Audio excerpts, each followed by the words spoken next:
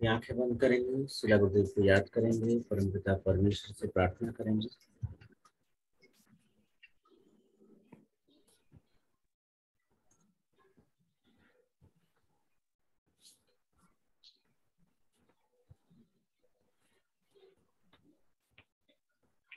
ध्रुवे गौरचंद्राय राधिकाय तदालय कृष्णाय कृष्ण भक्ताय तद्भक्ताय नमो नमः।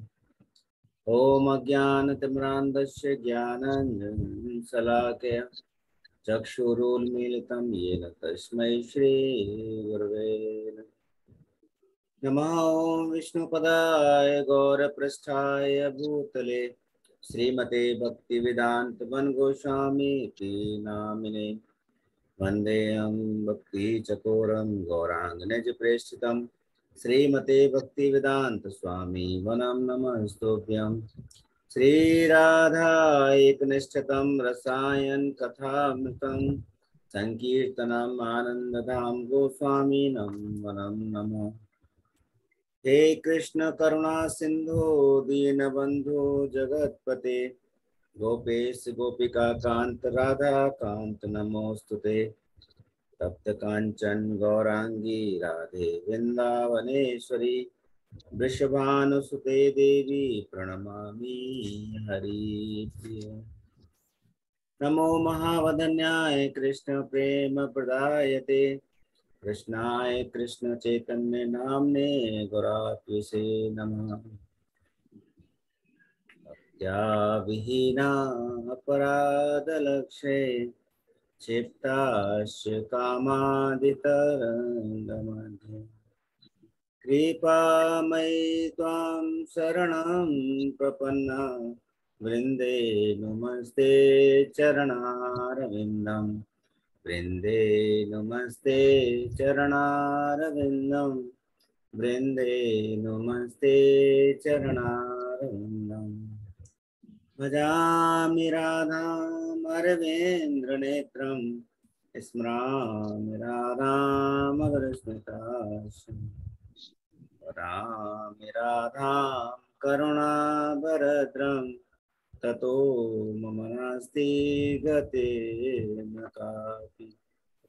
श्रीकृष्ण चैतन्य प्रभु नित्यानंद श्री अद्वैत गदाधर शिवसदि गौरभक्तवृंद हरे कृष्ण कृष्ण कृष्ण हरे हरे हरे राम राम राम हरे हरे। मैं श्री गुरुदेव से प्रार्थना करता हूँ कि हम सबकी बुद्धि शुद्ध हो, हृदय प्रेम से भरा हो, ईश्वर में निष्ठा और श्रद्धा हो, हम सभी स्वस्थ रहें, हम सबकी रक्षा हो, हम सभी शक्ति संपन्न हो, समृद्धशाली बने और निरंतर ऊंचाइयों के साथ हम सभी एक साथ आगे बढ़े। हरे कृष्ण।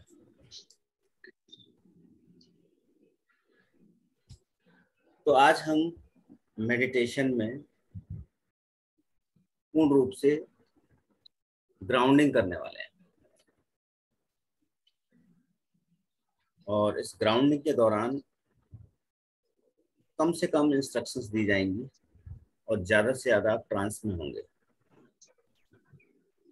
तो बहुत ही सजग होकर के और सहज और साक्षी भाव से आपको आज का ये मेडिटेशन करना है।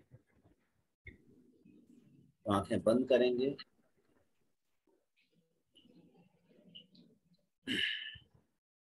सुखासन में बैठ जाएंगे,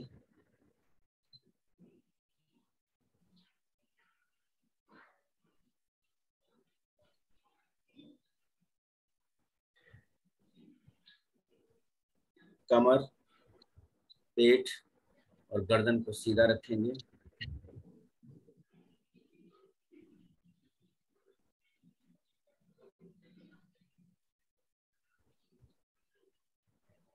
तीन बार लंबी गहरी सांसें लेंगे।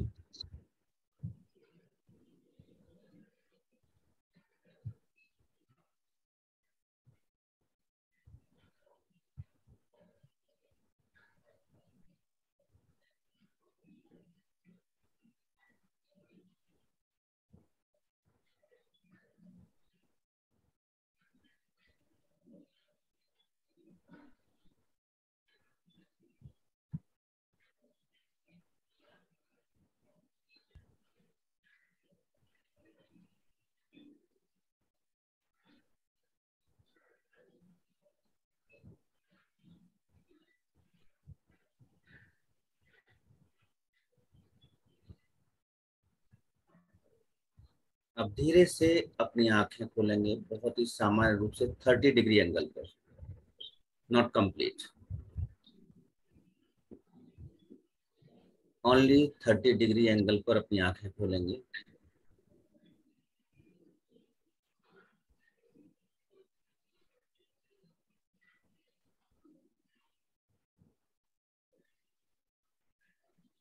और अपनी पुतलियों को अपनी थर्ड आई की ओर लेकर के जाएंगे।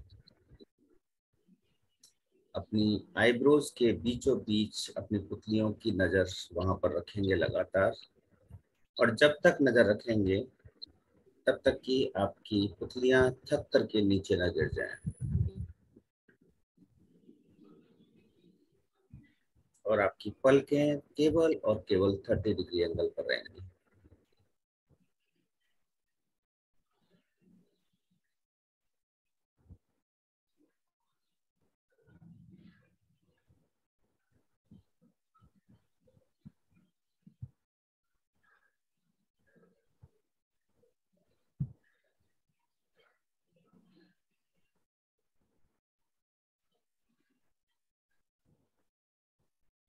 बहुत ही सहज और सरल तरीके से लगातार लगातार आप थर्ड आई की ओर ध्यान रखें। और जब आपकी पुतलियां बहुत ज्यादा थकने लग जाएं तो धीरे धीरे उनको बंद कर दें।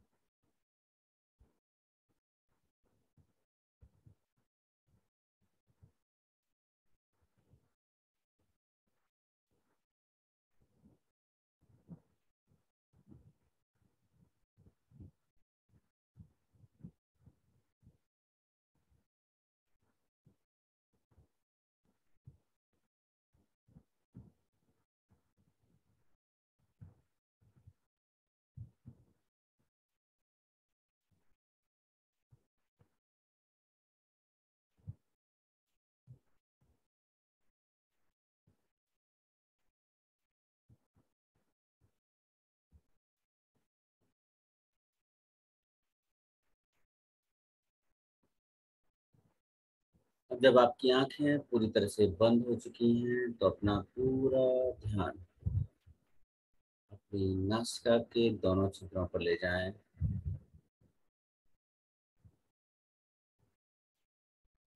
और ध्यान दें कि आपकी सांसें बाईं नासिका से चल रही हैं या दाहिनी नासिका से।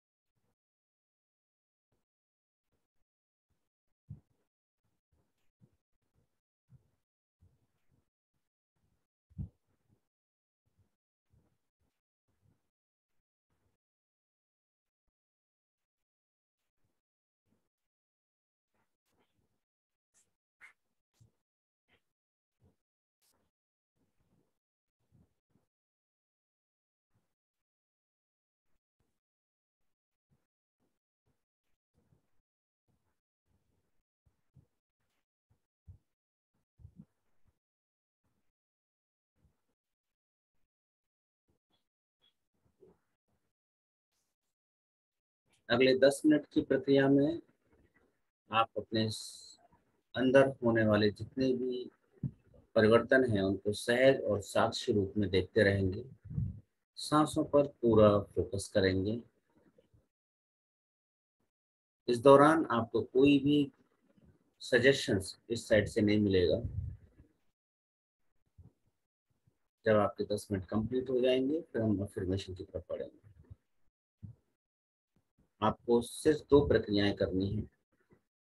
पहली प्रक्रिया कि आपको अपनी सांसों पर हमेशा ध्यान रखना है।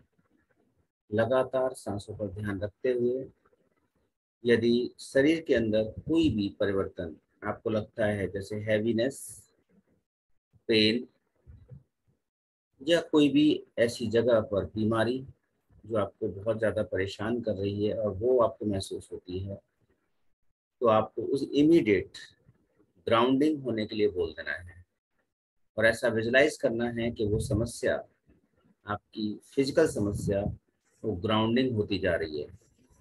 और जैसे ही वो ग्राउंडिंग हो जाए, आप वापस अपनी सांसों पर फोकस करेंगे और ये प्रक्रिया निरंतर चलती रहेगी। अब आप स्टार्ट कर सकते हैं इसी तरह से। कोई विचार आएगा उसको आने देना और जाने देना। आपको उसको होल्ड करने की, पकड़ने की कोई आवश्यकता नहीं है। केवल सरल और सहज साक्षी भाव से आप ये सभी कार्य करेंगे।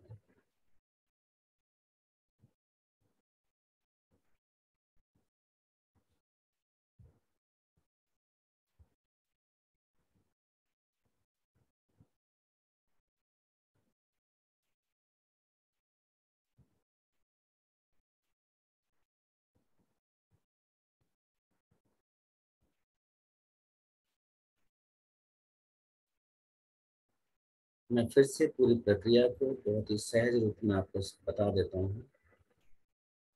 इस प्रक्रिया में आप पूरा ध्यान अपनी सांसों पर रखेंगे और सांसों पर ध्यान रखते हुए यदि आपको फिजिकली रूप से कोई पेन, कोई हेडक, कोई इचिंग या कोई भी बीमारी आपको महसूस होती है, तो उसको ग्राउंडिंग होते हुए विजुलाइज करेंगे और जब वो ग्राउंडिंग हो जाएगी फिर वापस सांसों पर ध्यान ले आएंगे। यदि फिर से अगर कोई बीमारी आपको महसूस होती है तो फिर दोबारा उसको ग्राउंडिंग करेंगे और फिर से सांसों पर ध्यान ले आएंगे। ये प्रक्रिया निरंतर चलती रहेगी। और अपना पूरा ध्यान अपनी सांसों पर ले जाएं और जैसी प्रक्रिया बताई गई है वैसा कंटिन्यू करें।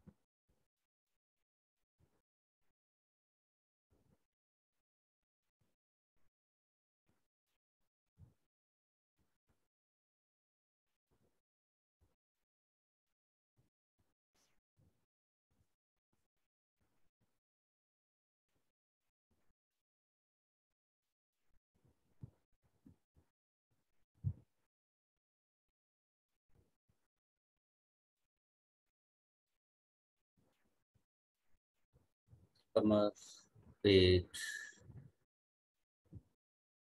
और गर्दन सीधी रहे।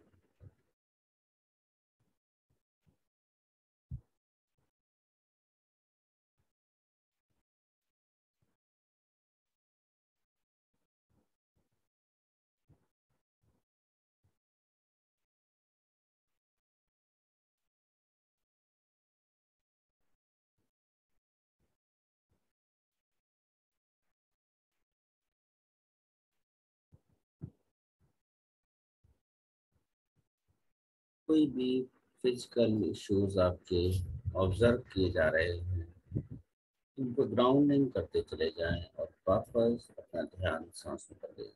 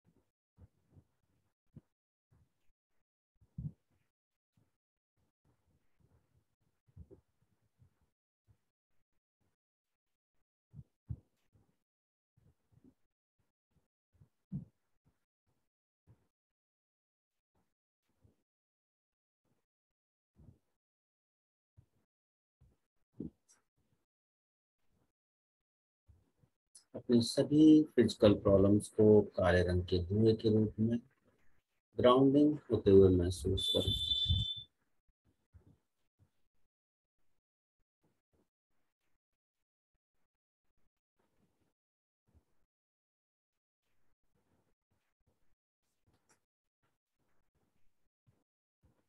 महसूस करें कि आपकी सभी फिजिकल इश्यूज पूरी तरह से समाप्त हो चुके हैं और काले रंग के धुएं के रूप में ग्राउंडिंग हो चुके हैं।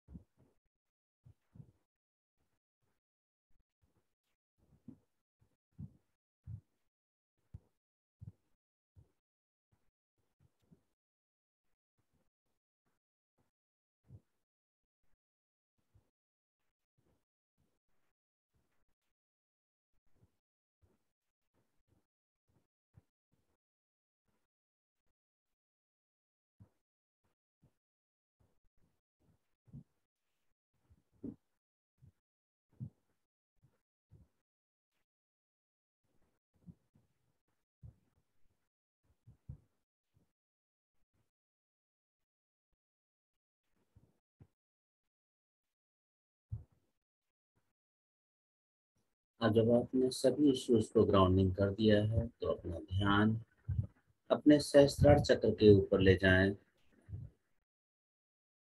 ठीक अपने सहस्त्रार चक्र के ऊपर ले जाएं और आकाश की ओर से कॉस्मिक ऊर्जा का प्रभाव अपने ऊपर महसूस करें।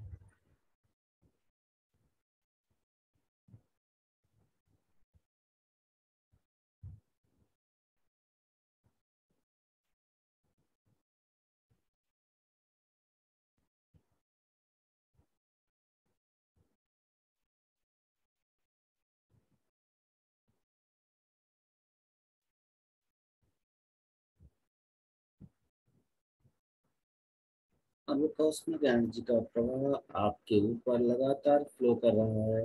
आप सावरिंग हो रहे हैं और सभी चक्रास क्लीन होते हुए उनकी सारी नेगेटिव एनर्जी ग्राउंडिंग होती जा रही है, ऐसा विजुलाइज करें।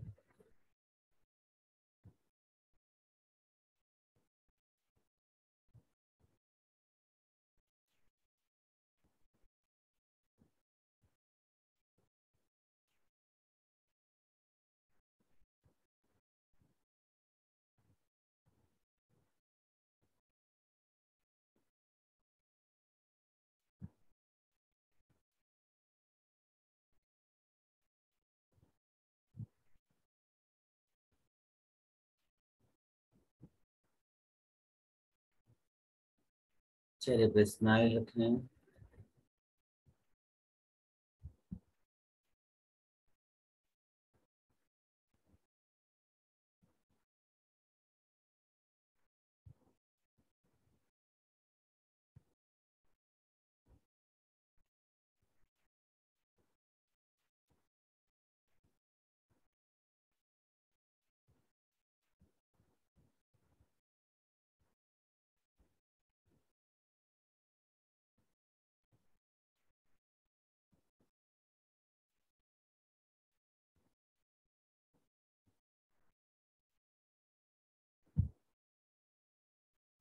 और 3 बार दोहराएं कि मैं पूरी तरह से फिजिकली, मेंटली, इमोशनली और कार्मिक रूप से स्वस्थ हूँ। मैं पूरी तरह से फिजिकली, मेंटली, इमोशनली और कार्मिक रूप से स्वस्थ हूँ। ऐसा 3 बार दोहराएं।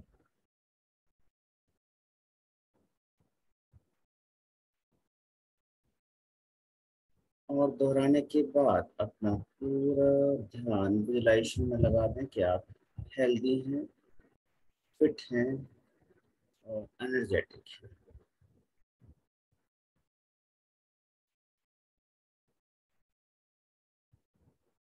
बहुत सुंदर।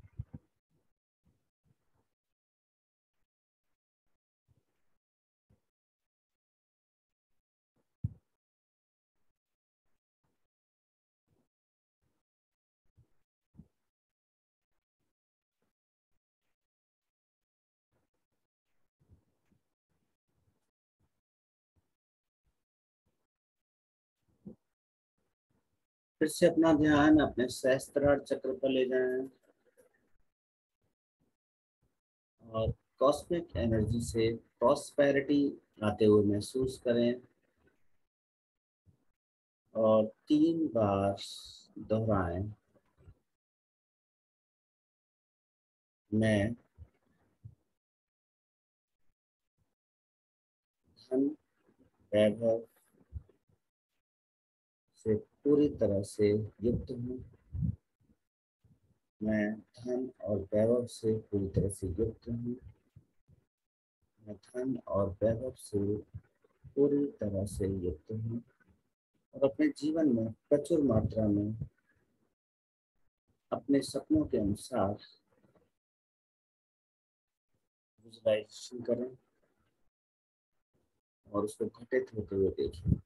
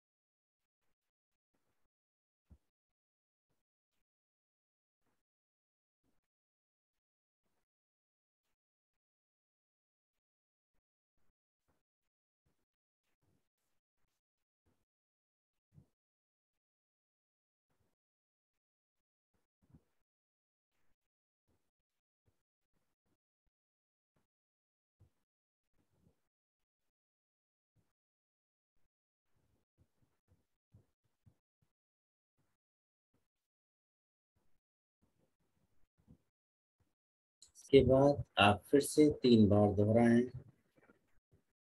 कि दिन प्रतिदिन मेरा आध्यात्मिक उत्थान हो रहा है। दिन प्रतिदिन मेरा आध्यात्मिक उत्थान हो रहा है। ऐसा 3 बार दोहराएं और अपने आप को आध्यात्मिक रूप से एक अच्छी एसोसिएशन में, चाहे अपने आप को साधु संघ में, चाहे अपने आप को श्रेष्ठ वैष्णवों के संग में या भक्तों के संग में, अपने जीवन को पार्टिसिपेट करते हुए देखें।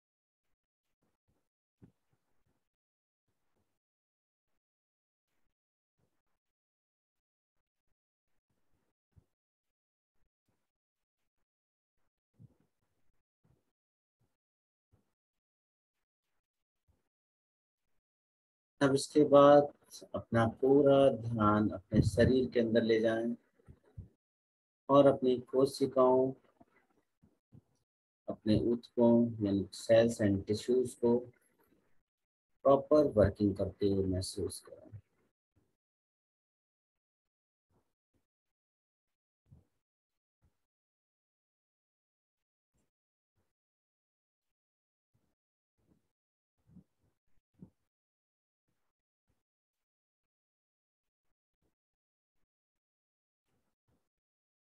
चेहरे पर स्माइल रखें और ईश्वर की कृपा के लिए, शिला गुरुदेव की कृपा के लिए ग्रेटिट्यूड से भर जाएं।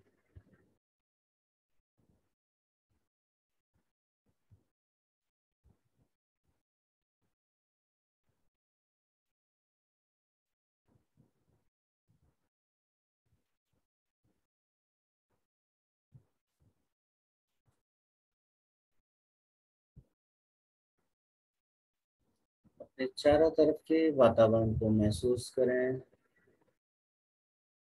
अपने पैरों की उंगलियां, अपने हाथों की उंगलियों को धीरे धीरे आप मूव कर सकते हैं, हिला सकते हैं,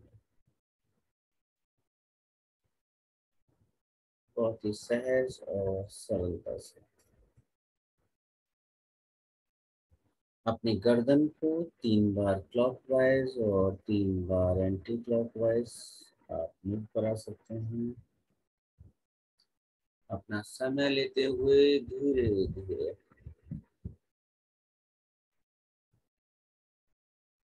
कोई जल्दी नहीं।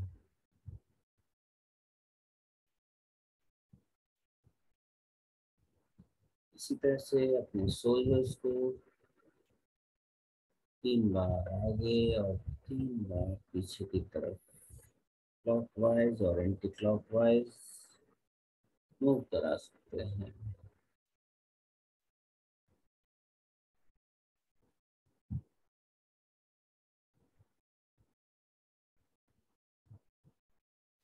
और भी किसी तरीके से आप यदि बॉडी को स्ट्रेच करना चाहें कर सकते हैं।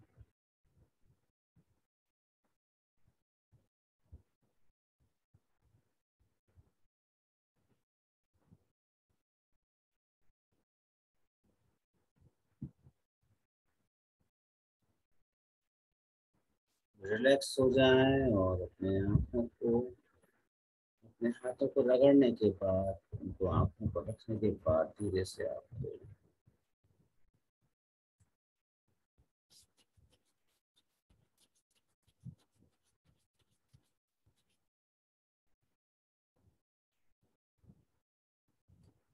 अपना समय लेते हुए अपनी आंखें धीरे से खोल सकते हैं।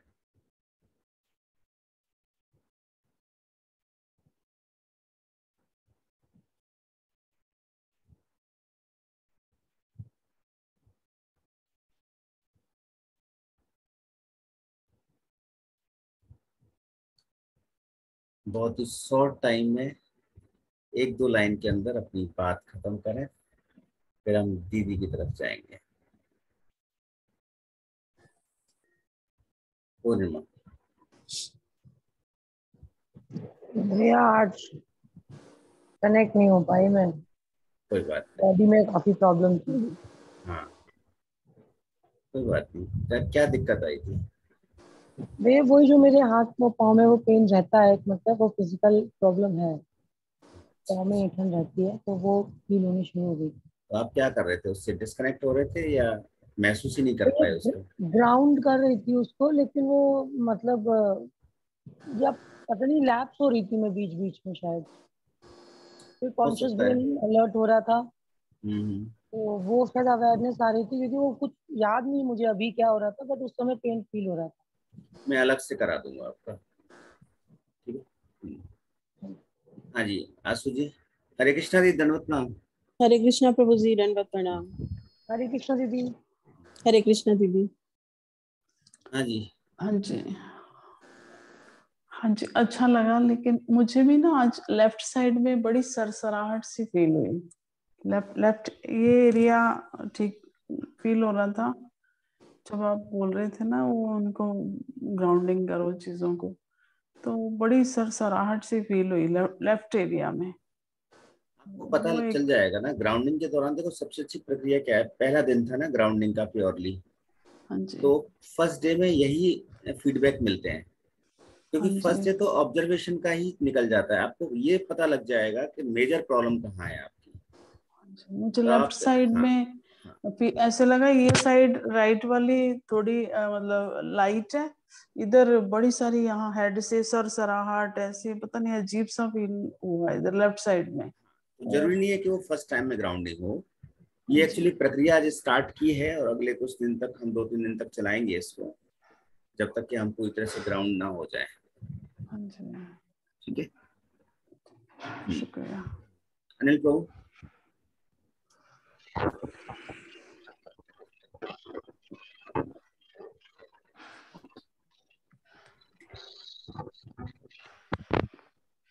हरे कृष्णा जी। हरे कृष्णा, हरे कृष्णा। प्रभु जी बिल्कुल ठीक है, बिल्कुल बहुत ठीक। बढ़िया।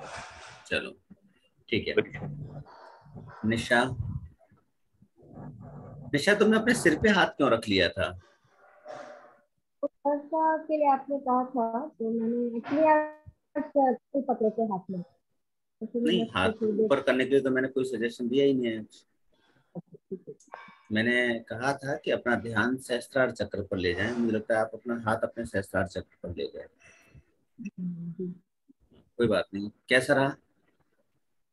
हाँ, मुझे एक ये डाउट है कि पैर जमीन पे रखने हैं, या अगर पैर टच नहीं कर रहे हैं जमीन कोई पे प्रॉब्लम तब नहीं, भी ओके। उससे कोई दिक्कत नहीं है।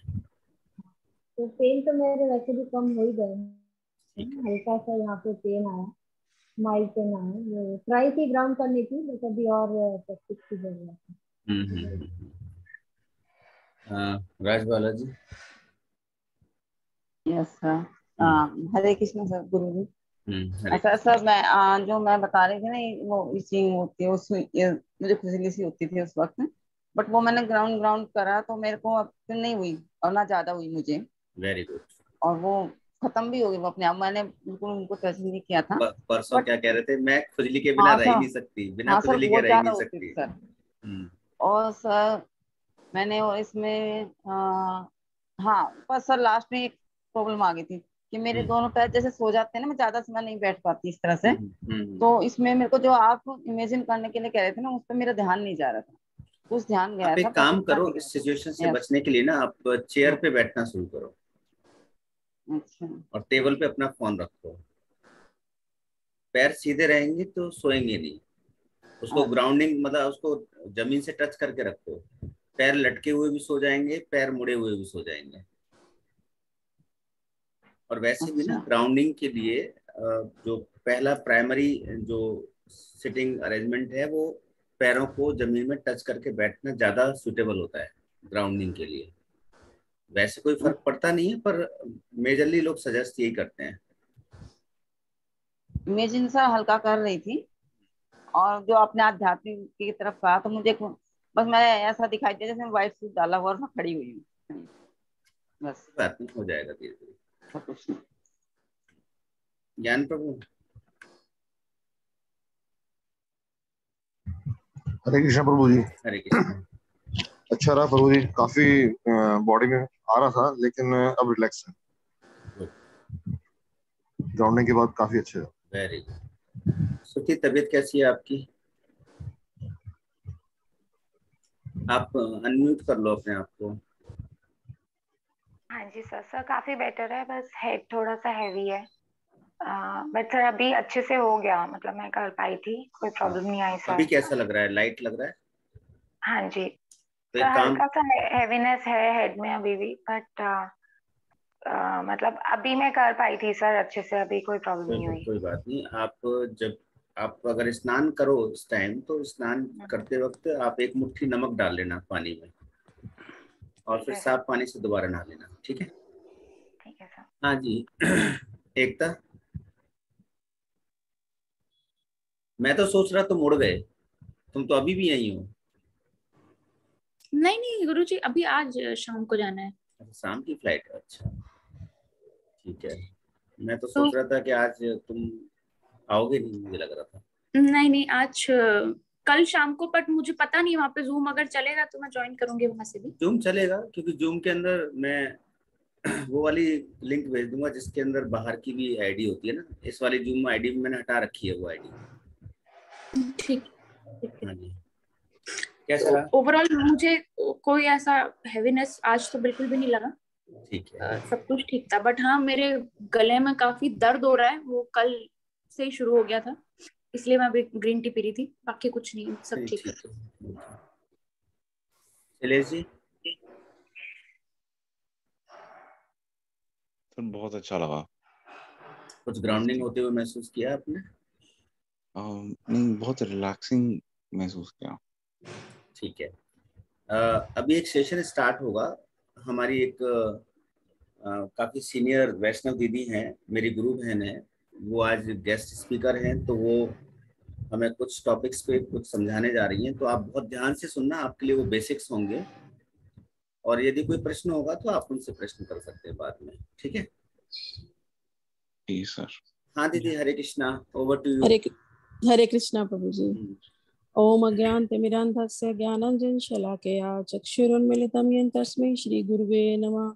बोलो श्री श्रीमद् भक्ति वेदांत गोस्वामी महाराज की जय, गुरु परंपरा की जय, चारों धाम चारों संप्रदाय चारों आचार्यों की जय, हरिनाम संकीर्तन की जय, अनंत कोटि वैष्णव वृंद की जय। बहुत छोटा सा मंगलाचरण किया क्योंकि टाइम कम होता है ना।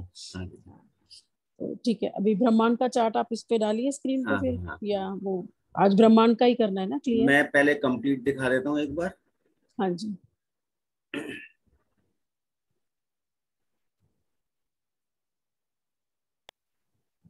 ये कंप्लीट है, और हम यहाँ पूरा जो 7 लोक थे, शिवलोक से लेकर के और गोकुल तक का पूरा एरिया हम कवर कर चुके थे। और ये इस साथ में भी कहने को ही साथ है, उसका भी अलग अलग बहुत एक्सपेंशन है, मतलब बहुत वाइड है। हाँ जी। और ये फिर ब्रह्म ज्योति, और दीदी आप ब्रह्म ज्योति से, और कारण जल में हम जीव थे, ये सब आज यहाँ से और ब्रह्मांड के अंदर आ जाना धीरे धीरे। ठीक है? ठीक है। तो मैं वो दूसरा वाला चार्ट कर देता हूँ जिसमें नीचे का है हिस्सा। ठीक है। सेकंड ये वाला है ना? नहीं, इसमें तो फिर वो नहीं आएगा, कारण जल और वो नहीं आ रहा है इसके अंदर। हाँ जी, वही डाल रहे हैं। वही कर। हाँ दीदी। हाँ, अभी इस पे आया नहीं। हाँ, तो इसमें ये जो हमारी ब्रह्म ज्योति आ रही है, ब्रह्म ज्योति का एक्सपेंशन करना है प्रभु जी? अभी ब्रह्म ज्योति का डिटेल चाहिए, और वैसे दे दिया था उस दिन काफी। दे दो, क्योंकि फिर से रिवाइज हो जाएगा। अच्छा अच्छा। तो ब्रह्म ज्योति वो स्थान है जहां से हमारा चिन्मय जगत और जड़ जगत अलग होता है। तो हमने पहले भी बताया, चिन्मय जगत है 3/4 और जड़ जगत है 1/4। तो जड़ जगत के जो जीव हैं वो कभी भी चिन्मय जगत में थे ही नहीं, वो जड़ में ही। जो ब्रह्म ज्योति के बाद ये जो कारण जल दिख रहा है ना हमको, कारण जल क्या है? चिन्मय जल है। इसके अंदर होते हैं 3 विष्णु होते हैं इसके अंदर। एक होते हैं कारणोदकशाई विष्णु जो कि कारण जल में होते हैं, एक होते हैं गर्भोदकशाई विष्णु जो कि हर ब्रह्मांड के अंदर होते हैं, और एक होते हैं शिरोदकशाई विष्णु जो हर जीव के अंदर होते हैं। चाहे वो कीट पतंग का हो शरीर हमारा, चाहे वो पशु पक्षी का हो, चाहे वो पेड़ पौधे का हो, और चाहे हमारा मनुष्य का हो, तो उन सभी के अंदर शिरोदकशाई विष्णु रहते हैं। तो ये 3 विष्णु होते हैं जड़ जगत में। तो और वो कारण जल वाले जो कारणोदकशाई विष्णु है उनको हम जड़ जगत के नहीं बोलेंगे, क्योंकि वो कारण जल में है। कारण जल क्या हुआ? जड़ जगत का कारण। कारण इसीलिए उसको कारण जल बोला गया, और इसीलिए उनको कारणोदशाई विष्णु बोला गया। तो वो विष्णु कारण जल में विश्राम करते रहते हैं, जैसे कि इस चार्ट में दिखाया गया। मुझे स्क्रीन पे चार्ट दिख नहीं रहा है प्रभु हाँ, जी। मैं अभी वो रिप्लेस हो गया एक्चुअली किसी दूसरे कोई चार्ट बात से। नहीं। मैं करता हूँ। हाँ, तो जिस ये लेटे रहते हैं, और जैसे ये सांस लेते हैं सांस छोड़ते रहते हैं, तो इसी तरह से इनके जितने भी रोमकूप होते हैं ना, जैसे हमारे शरीर में होते हैं, छोटे छोटे बाल होते हैं, रोए होते हैं, तो उन रोओं से निरंतर ये ब्रह्मांड निकलते रहते हैं बुलबुले के रूप में। जैसे ये ब्रह्मांड दिख रहे हैं ना बुलबुले के रूप में, कोई छोटा बुलबुला, कोई बड़ा बुलबुला। तो इन्हीं ब्रह्मांडों में शिरोदशाई विष्णु और ब्रह्मा जी होते हैं उनकी नाल से। और हर ब्रह्मांड में 14 लोक होते हैं, 7 लोक ऊपर 7 लोक नीचे। और इन ब्रह्मांडों का साइज बहुत योजनों का होता है, लाखों अरबों करोड़ों खरबों योजनों का। तो ये हम जो एक्सपेंशन बता रहे हैं अपने वाले ब्रह्मांड का बता रहे हैं। हमारे ब्रह्मांड के चतुर्मुखी हैं ब्रह्मा। हमारे ब्रह्मांड में सबसे छोटे ब्रह्मांड है ये। और इसकी भी जो आयु आज बतानी है प्रभु जी के, अभी सिर्फ लोगों का नहीं, बताऊं अभी आज? सिर्फ आपको जो ऊपर ऊपर का ठीक है है ना, ये पूरा ब्रह्मांड का। जी जी जी। तो ये जो छोटे बड़े आप सभी को नजर आ रहे होंगे, इसमें कोई देखो बहुत बड़े हैं बुलबुले, कोई बहुत छोटे हैं, पर ये सारे ब्रह्मांड हैं। और इन्हीं ब्रह्मांडों में हम किसी भी एक ब्रह्मांड में आ जाते हैं, और उस ब्रह्मांड में हम ऊपर के लोग होते हैं 7 और नीचे के लोग होते हैं। तो हम कभी पृथ्वी लोक पे होते हैं, कभी हम स्वर्ग लोक में होते हैं, कभी हम नीचे चले जाते हैं। पाप करते हैं तो नीचे के लोकों में जाते हैं अपनी अपने पाप के हिसाब से, और अगर पुण्य करते हैं तो ऊपर के लोकों में जाते हैं अपने पुण्य के हिसाब से। तो तपोलोक लिखा है जैसे, तो जो तप करते हैं वो तपोलोक को चले जाते हैं। और नीचे भी क्या, जो भोग योनियों के होते हैं, जो असुर प्रवृत्ति के होते हैं, वो असुर लोक को चले जाते हैं। लिखा हुआ है ना सुतल तलातल। तो इसमें भी अलग अलग योनियां मिलती हैं हमको।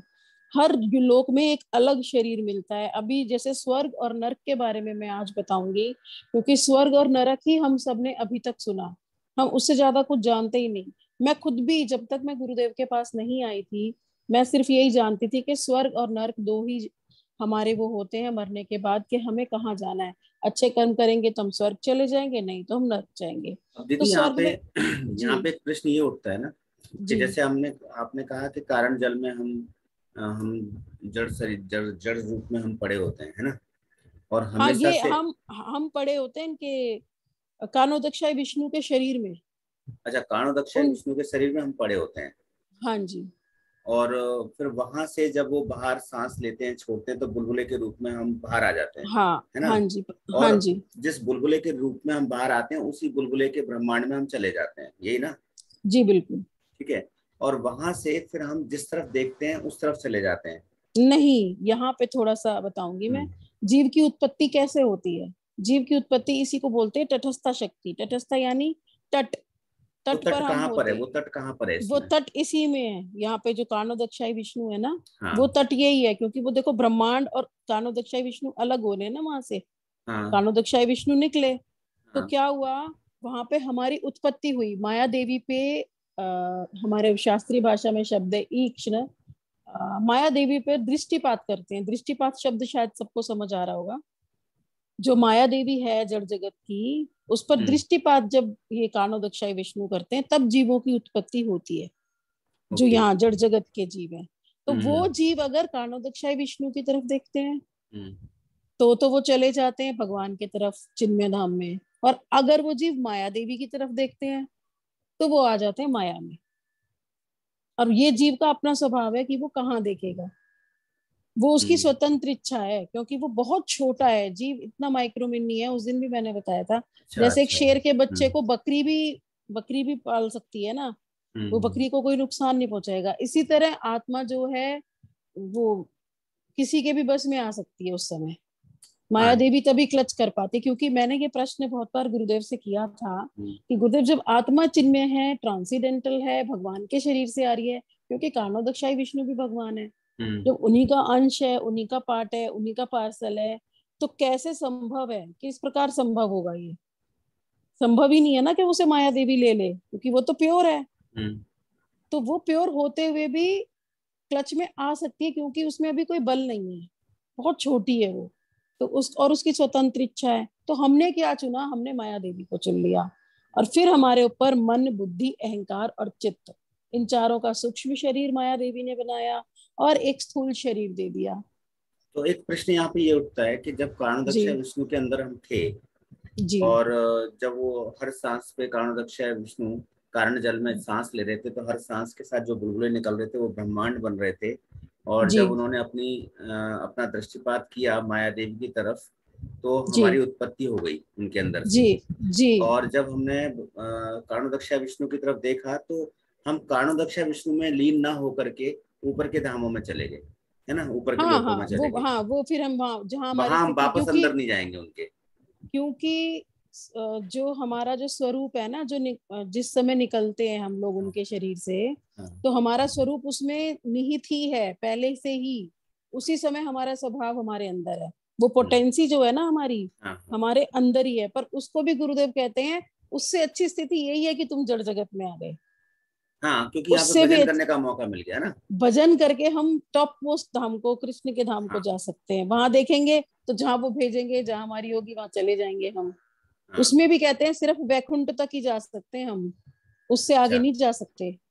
जी, ठीक है ना। और एक चीज और भी है, जीव अभी भी उत्पन्न होते चले जा रहे हैं। ऐसा नहीं है कि उत्पत्ति बंद हो गई, एक बार जीव बन गए और खत्म। जितनी बार वो सांस ले रहे हैं, छोड़ रहे हैं, ब्रह्मांड बनते जा रहे हैं। जब सांस अंदर लेते हैं, जो हम कहते हैं ना प्रलय आ गई और ब्रह्मांड खत्म हो गया, उसकी आयु हम कभी डिस्कस करेंगे, तो वो सारे ब्रह्मांड अंदर चले जाते हैं। जीव अनंत काल तक फिर अंदर पड़े रहते हैं इनके रोमकूपों में, फिर जब ये सांस लेते हैं तो फिर से बाहर आते हैं जीव। अब आया ना वो जो चीज मैं प्रश्न करने वाला था ना, मैं क्या सोच रहा था कि उनके अंदर से जीव, उनके अंदर जो जीव पड़े हुए वो कहाँ से आ रहे हैं।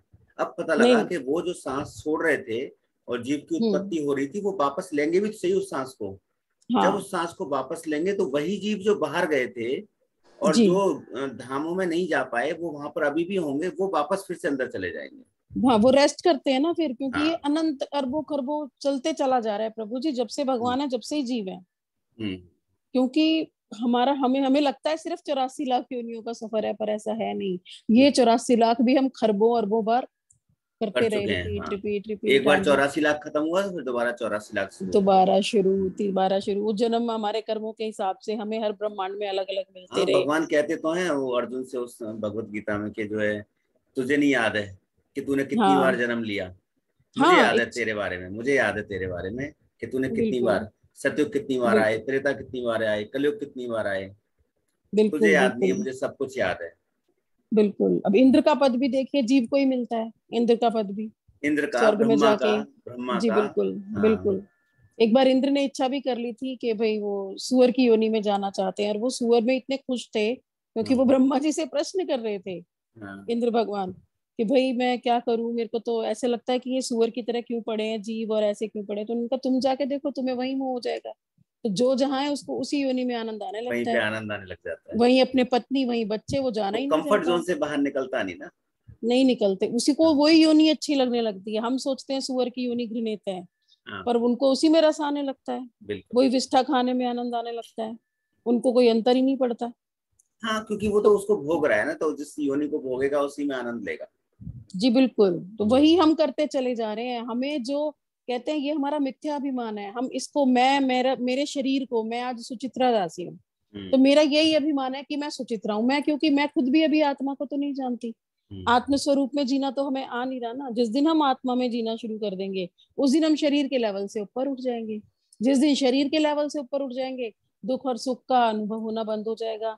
लोगों के अंदर काम, क्रोध, लोभ, मोह, अहंकार सब कुछ खत्म हो जाएगा फिर, जब हम अपने आप को आत्मा मानेंगे। पर उसी प्रोसेस में गुरुदेव हमें चला रहे हैं। तो इसी में अब हम ब्रह्मांड में ना जो 14 जी लोग हैं वो वाला मैं लगा देता हूँ चार्ट, जी, थोड़ा और क्लियर हो जाएगा। हाँ जी। अब आप दीदी यहाँ से इसको एक्सप्लेन करना शुरू करें। ये है, यहाँ पे थोड़ा सा दिख रहा है सारा। हाँ जी, तो इसमें ये जो बीच में दिखाया है ना, जहाँ पे पृथ्वी है, पृथ्वी के नीचे हैं 7 लोग और पृथ्वी समेत ऊपर हैं 7 लोग। और जो दुर्गा देवी है यहीं की, इसी दुर्ग की जेलर है, इसीलिए उनको दुर्गा बोला जाता है। जो साइड में। हाँ जी, और ऊपर की और नीचे के जितने भी लोग हैं ये भोग योनियां होती हैं यहाँ पे। इसमें जो हम कर्म करेंगे उसका कोई फल नहीं मिलता हमें।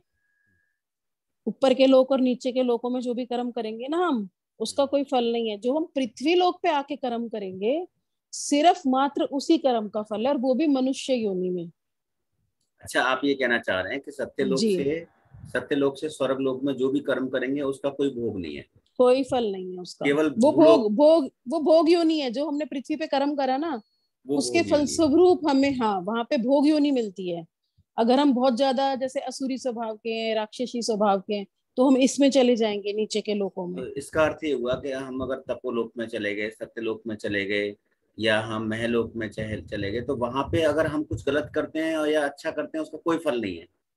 वहां गलत करते ही नहीं है ना प्रभु जी, भोग कर नहीं जाते हैं वहां सिर्फ हम। वहां कुछ कर्म है ही नहीं।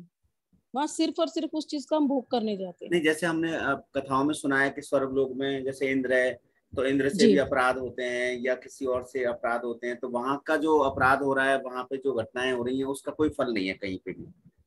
नहीं, अभी तक मैंने ऐसा श्रवण नहीं किया कि उसका कोई फल है, क्योंकि उसको भोग योनि ही बताया गया। उसको भोग योनि, क्योंकि जैसे उस दिन भी हमने एक्सप्लेन किया था कि मान लो हमने बहुत सारे पुण्य कर लिए, दान कर लिया और कहीं किसी को पढ़ा दिया, लिखा दिया, तो हमारे क्या हुआ, बहुत उससे भक्ति से तो रिलेटेड नहीं है, भक्ति नहीं हो रही वो।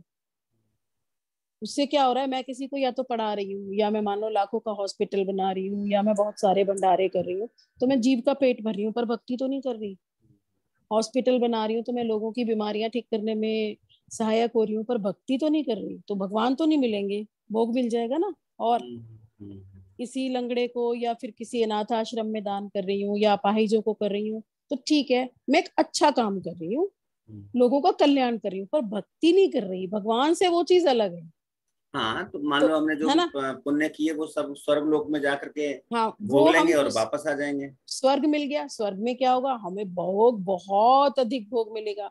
सुख शरीर मिलता है वहां पे, सुख शरीर की प्राप्ति होती है। उस शरीर में जितना सुख हम इस शरीर में फील कर सकते हैं ना, इससे हजारों गुना ज्यादा उस शरीर में हम सुख फील कर सकते हैं।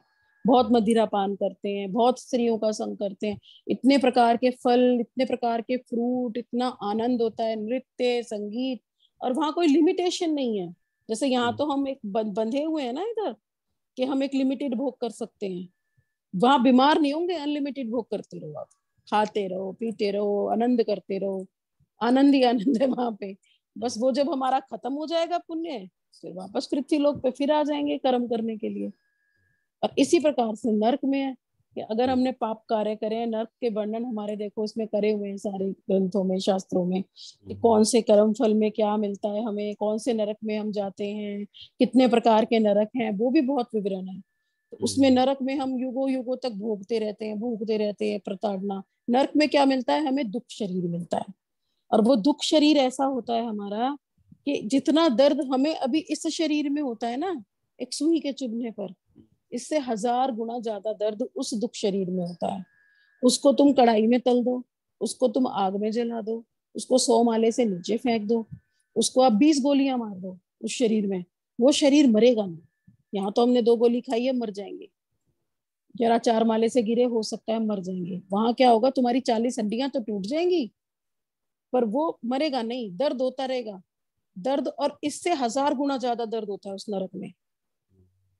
और मरेंगे नहीं, चाहे हम कढ़ाई, यहाँ तो क्या जरा सी आग लगी मर जाएंगे, वहां आग में जलाते रहे, दर्द इससे कई कई कई हजारों गुना ज्यादा होगा, पर मरेंगे नहीं, क्योंकि हमें कष्ट भोगना है, वहां पे हम कष्ट भोगने गए हैं। और इसीलिए नरक से एकमात्र बचने का उपाय बताया गया एकादशी। जो एकादशी करेंगे उनको कृष्ण ने कह दिया वो नरक कभी नहीं जाएंगे। तो ये लिबर्टी दी थी, क्योंकि कृष्ण एक बार नरक में घूमने गए थे, घूमते हैं ना कृष्ण भी, तो सारे ब्रह्मांडों में चक्कर लगाते हैं, चेक घूमने करने के जाते लिए। हैं। हाँ, नारद जी के साथ जाते हैं, ब्रह्मा जी के साथ जाते हैं। तो उन्हें बड़ा कष्ट हुआ नरक को देख के कि भाई जीव तो बड़ा कष्ट पा रहे हैं यहाँ पे, तो फिर कैसे इनकी मुक्ति होएगी, कैसे निकलेंगे, क्योंकि कर्म तो बनते ही रहेंगे, कर्म फल भी होते ही रहेंगे, तो बेचारे निकलेंगे कैसे। चलो जानबूझ के पाप नहीं करेंगे तो अनजाने में पाप हो जाएगा। मान लो हम कहीं जा रहे हैं, पैरों के नीचे आके चींटियां ही मर गई हमारे, हो तो गई ना जीव हत्या, जीव हत्या का पाप लग गया, कि ऐसे निकलेंगे कैसे ये। तब श्री कृष्ण ने एक पाप पुरुष की रचना की और एकादशी की रचना की। जो जीव फिरौने का एकादशी रखेंगे उनको मैं नरक से सदा सदा के लिए मुक्त कर दूंगा। और एकादशी के दिन सारा का सारा जो पाप है वो अन्न में आ जाएगा, इसलिए जो एकादशी के दिन अन्न खाएंगे उनको पाप लगेगा, और जो अन्न नहीं खाएंगे, वो व्रत रखेंगे एकादशी का, उनको भ्रम हत्या, बलात्कार, यहाँ तक कि बड़े से बड़े पाप से भी मुक्ति मिल जाएगी, और वो नरक का मुख कभी भी नहीं देखेंगे। तो नरक में भी एक ये कि नरक से बचने के लिए भी हमें एकादशी रखनी चाहिए, कम से कम नरक में तो ना जाए। और नरक में जो ये भयंकर पीड़ा है।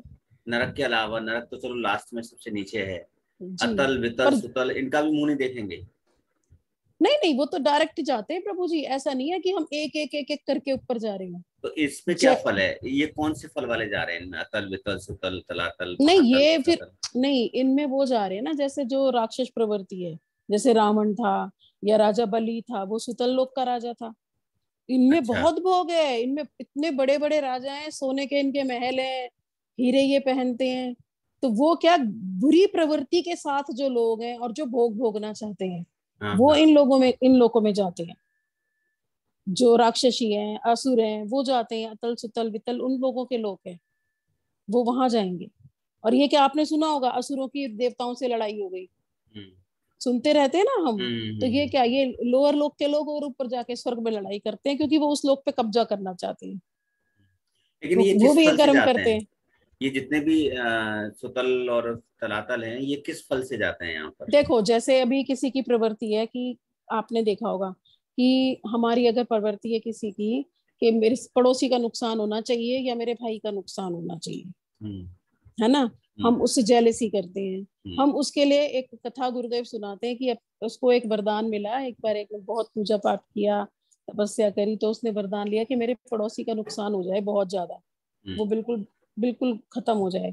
तो उन्होंने कहा ऐसा नहीं होगा, जितना नुकसान उसका होगा उससे आधा तुम्हारा भी होगा, तब उसका पूरा होगा। उसने कहा मुझे मंजूर है, मेरा हो जाए चाहे, पर उसका होना चाहिए।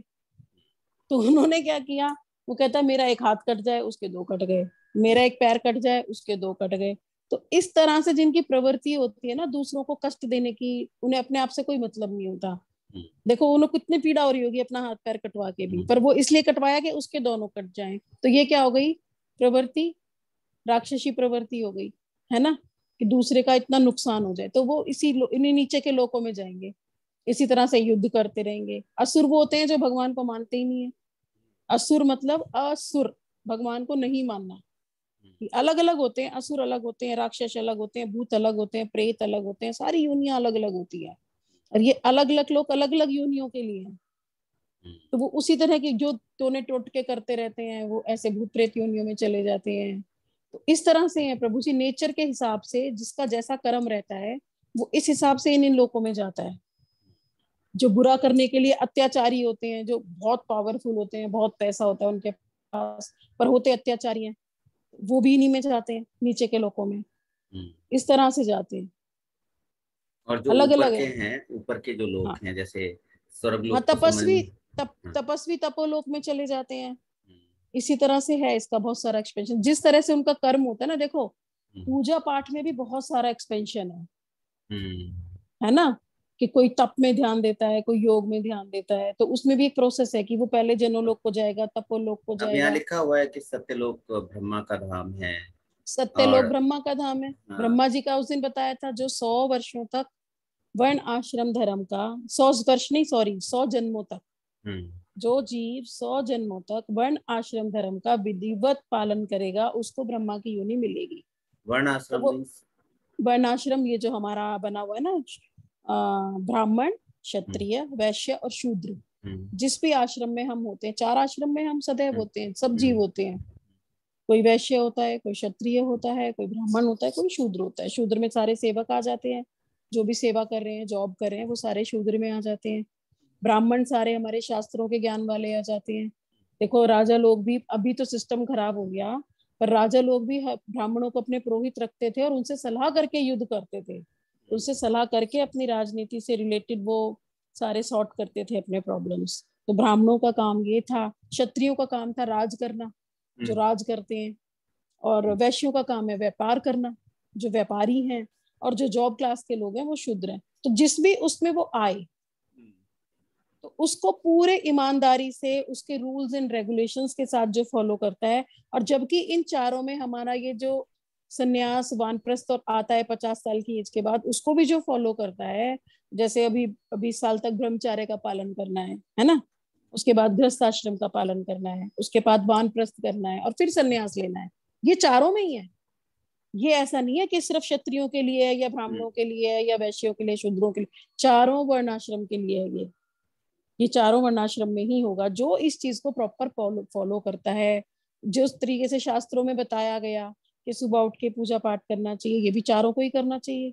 ऐसा तो नहीं है सिर्फ ब्राह्मणों को ही करना चाहिए। तो पथ्य अपथ्य जो भी बताए गए, कौन सा आहार विहार करना चाहिए, किस तरह से जीना चाहिए, क्या हमारे जीने के आदर्श होने चाहिए, जो उस तरीके से प्रॉपर 100 जन्मों तक करता है, उसको ब्रह्मा जी की योनि प्राप्त होती है। और ब्रह्मा जी ही फिर इसके ये लोकों का निर्माण ब्रह्मा जी करते हैं। ब्रह्मा जी है इसके कर्ता, सृष्टिकर्ता कहा जाता है ना ब्रह्मा को। पहले ये गर्भोदक्षाई विष्णु की नाल से निकलते हैं और फिर ये जो हमारे ब्रह्मा जी हैं, ये इनको ऑर्डर किया कृष्ण ने, फिर इन्होंने ये सारे लोक बनाते हैं। फिर उसमें जीवों को भी यही ब्रह्मा जी करते हैं, इनका प्रकट है हर जीव को। और जो जीव को जो जो योनि देनी है, करना है, वो सारा ब्रह्मा जी का काम होता है। एक ब्रह्मांड के अंदर एक ब्रह्मांड के होल्डर ब्रह्मा जी होते हैं। वो सारा मैनेजमेंट उनके हाथ में है, ब्रह्मांड में सारा जो कुछ भी हो रहा है। मैनेजमेंट हाँ उनके हाथ में। और पालन करता कौन होते हैं? ये हमारे शिरोदक्षाई विष्णु इसमें, और जो संहार करता होते हैं, जो इसमें शिव जी होते हैं, वो संहार करते हैं। और जीवों को जो प्रताड़ना देती हैं या उनको कुछ देना है, वो काम होता है दुर्गा देवी का। वो दुर्गा देवी करती है हमारी। तो जो जीव भजन की ओर ले जाने का दुर्गा देवी का पूरा प्रयास होता है, इसीलिए वो हमें दुख दिए जाते हैं। और गुरुदेव ने हमें बताया कि जिस पे दुख आ रहे हैं ना, उसे वो भगवान के बहुत करीब है। जो भगवान, देखो एक प्रश्न ये भी आता है मेरे दिमाग में, अभी भी आया, लोगों ने बहुत प्रश्न किए कि हमने देखा है जो झूठ बोलता है, पाप करता है, भोग करता है, उसका तो भला होता है, पर जो सच्चा है और जो पैसे का भी लालच नहीं रखता, उसको दुख ही दुख मिलते हैं। तो ऐसा क्यों होता है? अच्छे लोगों को दुख मिलते हैं और बुरे लोगों को सुख मिलते हैं। अब इसके पीछे बहुत बड़ी फिलोसफी, क्योंकि दुख भगवान की ओर ले जाता है। तो अच्छे लोगों को दुख इसलिए ही मिलते हैं क्योंकि भगवान उन्हें अपने पास बुलाना चाहते हैं। दुखी मनुष्य भगवान की ओर देखता है, उनके पास जाता है, और जो सुख में रहेगा वो भगवान की ओर मुड़ के भी नहीं देखता। कुंती महारानी कृष्ण की बुआ थी, श्री कृष्ण की। तो जब युद्ध खत्म हो गया था महाभारत का, श्री कृष्ण लौटने लगे थे, तब उनकी बुआ ने कहा कि, उन्होंने कहा बुआ क्या चाहिए आपको? तो बुआ बोली मुझे तो दुख ही दे दो, इतना दुख दो ताकि सदैव आप मेरे पास ही रहो, क्योंकि कृष्ण तुम तो आते ही मेरे पास जब मेरे पे दुख आते हैं। सुखी हो जाऊंगी तो आप मेरे पास आओगे ही नहीं। इसलिए जो दिन को दुख मिलते हैं ना, वो मानो कि हम भगवान के सर्वप्रिय हैं। इसी नोट पे हम आज बंद करेंगे जी, और जरूर। बाकी लोगों से प्रश्न ले लेते हैं, और जो तपोलोक और महक लोक के बारे में भी कुछ प्रश्न है तो हम कल शुरू करेंगे यहाँ से। जी जरूर, है ना? तो अच्छे से एक्सप्लेनेशन हो गया आज। तो आप सभी जो जुड़े हुए हैं अभी तक पेशेंस के साथ, आपका बहुत धन्यवाद, क्योंकि ये नए टॉपिक हैं तो बड़ी जल्दी बोर हो जाते हैं हम लोग ना। तो दीदी ने अपनी तरफ से काफी सहजता से सारी चीजें एक्सप्लेन की हैं। आप लोगों का कोई प्रश्न है? एकता? नहीं गुरुजी, मेरा अभी तो कोई प्रश्न नहीं है। अनिल प्रभु?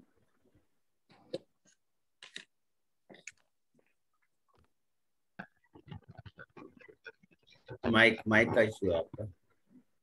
थोड़ी सी चीजें नहीं है ना गुरुजी, एकदम से ना प्रश्न भी ऐसे बन नहीं रहे हैं। मैं 2 बार 3 बार रिकॉर्डिंग सुनूंगी फिर नेक्स्ट सेशन में प्रश्न। हाँ बिल्कुल बिल्कुल, प्रयास किया है कि बहुत आराम से हम आगे बढ़े। हाँ पूर्णिमा, अनिल प्रभु आपके माइक का इशू है, इसलिए मैं पूर्णिमा आपकी तरफ जा रहा हूँ। हाँ जी प्रभु, कोई भैया मेरा बस एक प्रश्न ये था कि जैसे दीदी ने बताया कि हम एकादशी का व्रत करते हैं, तो लेकिन अगर हम फिर भी कोई दुष्कर्म करते हैं तो भी हम नरक में नहीं जाते। दीदी हरि बोल। हाँ अब जी, सुन पा रही हैं आप मेरे को? जी बिल्कुल बिल्कुल। दीदी देखो, हम बद्ध जीव हैं। हाँ जी। अगर हमसे दुष्कर्म हो रहे हैं उसी के लिए तो एकादशी बनी। पर हाँ, यहाँ हमें ये ध्यान रखना होगा कि हम एकादशी रख के दुष्कर्म इस बल पे ना करें कि हम एकादशी कर रहे हैं, इसका तो कल खत्म हो ही जाएगा, ये सोच के ना करें। समझ रहे हो आप? अंतर समझे? बट दीदी जो दुष्कर्म कर रहा है, क्योंकि 90%, मतलब 90 तो नहीं बोलूंगी, कई परसेंटेज ऐसे लोग हैं जी जो इसी सोच से करते हैं कि भगवान, मतलब हम जैसे जितने भी, एक हम अपनी लेमैन लैंग्वेज में बात कर रहे हैं जो हमारी जगत में चल रहा है। जी आप देखो, चढ़ावा मोस्टली जितना 2 नंबर का पैसा है वो चढ़ावे में जाता है। जी। एक तरीके का हम मतलब सोच रहे हैं ना, हम कंपनसेट कर रहे हैं अपने हम्म बुरी चीजों को, भाई भगवान को दे दिया तो हम्म हमारे पाप कर्म कम हो गए। या हम्म जो ऐसी प्रवृत्ति के लोग होते हैं क्योंकि उनमें आत्मा भी है, तो थोड़ा बहुत आत्मा हम्म कहती है भाई थोड़े से तो अच्छे काम कर ले, इतने बुरे काम कर रहा है। तो हम्म मतलब कुछ मूवीज में भी देखा, लेकिन कहते हैं कि मूवीज में भी कई हद तक सच दिखाते हैं, हम्म। कि एक प्रतिरूप दिखाते हैं थोड़ा सा ड्रामेटाइज करके। देखो, तो यहाँ आपका प्रश्न दीदी थोड़ा सा अलग हो गया, एकादशी और दान, नहीं, पैसे दान का भी है, दान। पूजा पाठ भी, इवन व्रत भी लोग, कई ऐसे लोग करते हैं क्योंकि जानते हैं हम, आप आसपास भी लोगों को देखते हैं, तो जी कई लोग करते हैं व्रत, लेकिन उनकी मानसिक जो प्रवृत्तियां है ना, वो जी। प्योर हो ही नहीं पाई हैं। हाँ तो बट मैं व्रत अभी कर यहाँ रहे हैं पे, क्योंकि पूर्वजों ने बोला जी व्रत करो, तो जी व्रत कर रहे हैं। हाँ तो यहाँ पे दीदी एक डिफरेंशिएट ये है, एकादशी तो सारे व्रतों से अलग है, वो जी आत्मा का व्रत है, ठीक है। एकादशी से फिर हम आपकी बात को नहीं जोड़ पाएंगे, क्योंकि जो और पूजा पाठ हो रहा है, दान हो रहा है या व्रत हो रहे हैं, वो सिर्फ और सिर्फ इसी शरीर के लिए, जड़ के लिए, जड़ को ही बेटर करने के लिए है, तो उससे तो पाप कर्म खत्म होने वाले नहीं है। नहीं नहीं, मतलब एकादशी का भी जैसे जो लोग व्रत करते हैं, लेकिन अगर जी वो दुष्कर्म कर रहे हैं, मतलब मेरा मेन क्वेश्चन यही है हाँ हाँ। कि मानसिक, क्योंकि जो व्रत कर रहे हैं वो कई बार आदतों की वजह से भी कर रहे हैं कि भैया मैंने एकादशी का व्रत ले लिया और हम कर हम्म रहे हैं, बट हम्म वो परिवर्तन आता है, वो तो दिमाग में और आत्मा में आता है। अब वो जी तो आया नहीं है अभी, क्योंकि हम्म। वो व्रत ही कर रहे हैं, बस क्योंकि उनको व्रत करने को बोला वो व्रत कर रहे हैं। तो दीदी एकादशी, उसका फल तो मिलेगा ना फिर, धीरे धीरे धीरे धीरे वो प्योर जरूर होंगे, तो जो ऐसा उन्होंने नहीं है कि वो ऑलरेडी, इम्प्योर रह जाएंगे। जो पर उन्होंने नहीं, एकादशी का व्रत करते करते भी दुष्कर्म करे हैं, नहीं उसका फल तो बहुत फल, भयंकर है, उसका फल भयंकर है।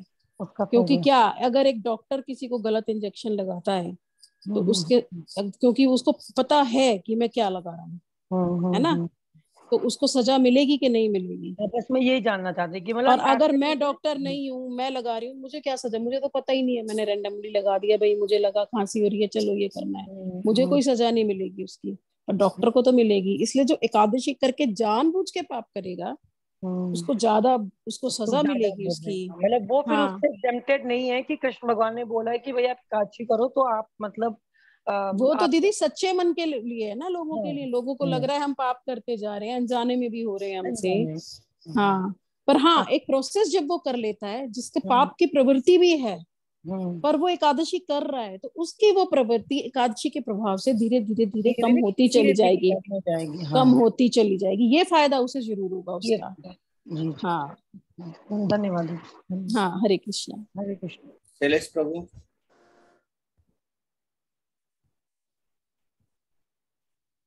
शैलेश प्रभु आपका कोई प्रश्न है? ठीक है, मैं नाम लेकर के नहीं बुला रहा हूँ, आप लोगों में से किसी का प्रश्न है तो अपना वीडियो और ऑडियो ऑन करके आप पूछ सकते हैं।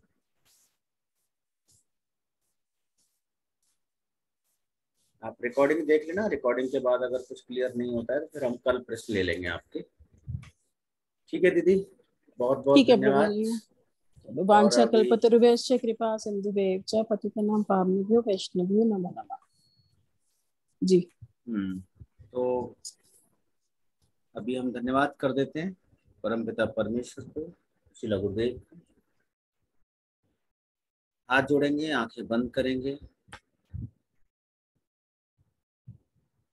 गुरुर्ब्रह्मा गुरुर्विष्णु गुरुर्देवो महेश्वर गुरुर्साक्षात् परब्रह्म तस्मै श्री गुरुवे नमः। वाञ्छाकल्पतरुभ्यश्च कृपा सिन्धुभ्येव च पतितानां पावनेभ्यो वैष्णवेभ्यो नमो नमः। वृन्दाय तुलसीदेव्यै प्रियायै केशवस्य कृष्णभक्ति प्रदे देवी सत्यवते नमो नमः। श्री कृष्ण चैतन्य प्रभु नित्यानंद श्री अद्वैत गदाधर शिवासादि गौर भक्तवृंद हरे कृष्ण कृष्ण कृष्ण हरे हरे हरे राम राम राम हरे हरे। आप सबका मंगल हो, व्यस्त रहें, मस्त रहें, स्वस्थ रहें और ये सभी प्रैक्टिसेस करते रहें। आप सबका बहुत बहुत धन्यवाद। हरे कृष्ण। हरे कृष्ण गुरु जी। हरे कृष्ण भैया, हरे कृष्ण दीदी। हरे कृष्ण। अनिल प्रभु कल ले लेंगे आपका कोई प्रश्न होगा तो। हरे कृष्ण। जी। हरे कृष्ण।